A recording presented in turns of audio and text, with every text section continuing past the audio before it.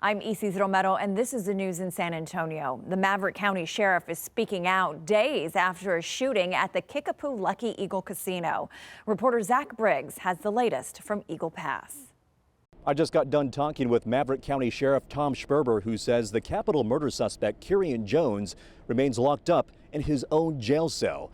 And Schmerber tells me the suspect has been getting calls from family members. Schmerber stressed his support of the Kickapoo police and the response to the casino shooting late Saturday night. He also emphasized how vital it was for federal, state, and local agencies to come together. Jones is accused of shooting and killing 2 people. One of the victims was a retired Border Patrol agent named Marcus Antley, who lived in Eagle Pass with his wife. Alicia Sanchez, a mother of 4 from Dimmitt County, was also killed. Schmerber, who once worked for Border Patrol, says he remembers greeting Antley a handful of times, but they didn't know each other personally. And as it relates to Jones, the murder suspect, Schmerber says he'll remain in solitary for his own security. Since this isn't the sheriff's case, he can't speculate about any motive. Schmerber did tell me some of Jones's relatives have been reaching out inquiring about his well-being while behind bars. He's quiet, he won't talk, and I know that the father and the brother called just to see how he was. He didn't talk to him, he talked to us. He's fine.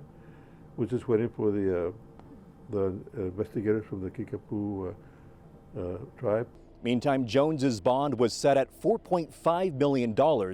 And at this time, it's unknown when the Kickapoo Police Department will be coming by to interview Jones.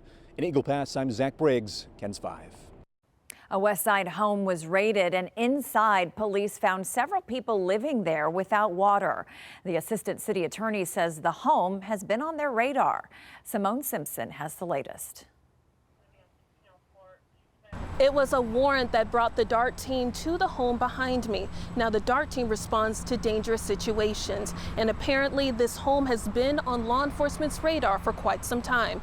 We got some details from SAPD that they've responded to that home for calls for service at least 7 times within the last year.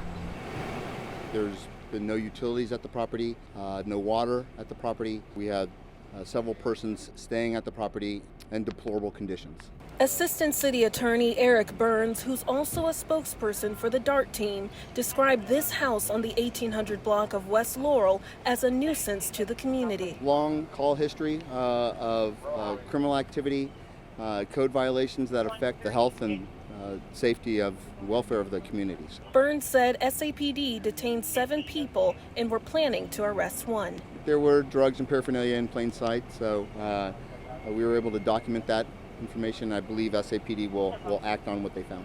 Burns says the people they found inside were not paying rent. A dog was taken away from the home as well.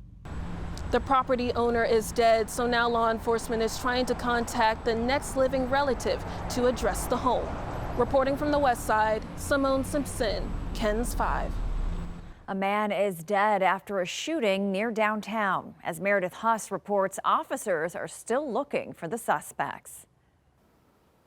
When police got to the scene, they saw a man lying on the ground, and when they got to him, they saw that he had multiple gunshot wounds in the neck and in the leg. It was a very active scene with all the evidence markers investigators had to put out. SAPD got the call about the shooting just before 9 last night at the intersection of North Colorado and Ruiz Street. When police first arrived, the 21-year-old man was alive but suffering critical injuries.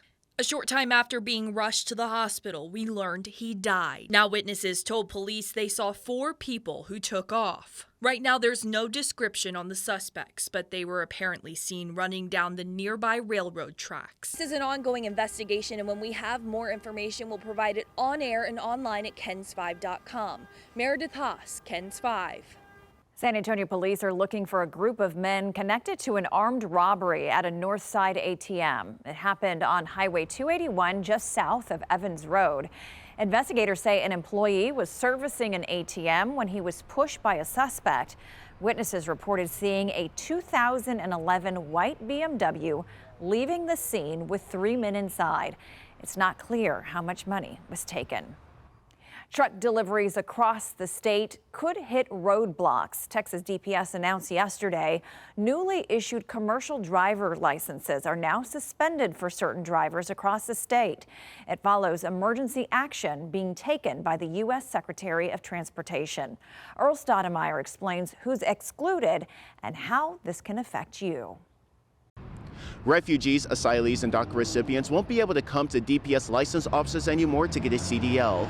These changes are going to be felt across the nation as we all rely on truck drivers to get our everyday goods. This immediate rule was announced as the Federal Motor Carrier Safety Administration said an audit showed a recent series of fatal crashes caused by foreign drivers.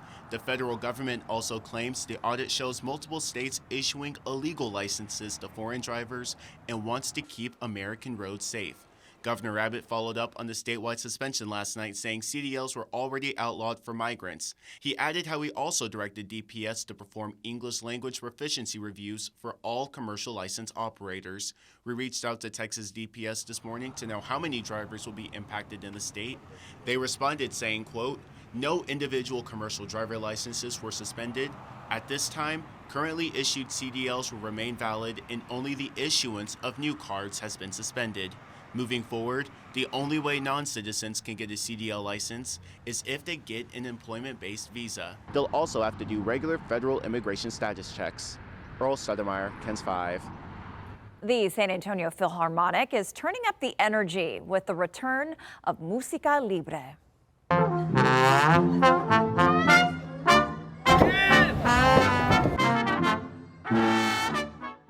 The free family-friendly event takes place Saturday, October 11th outside the Philharmonic's offices on Guadalupe Street.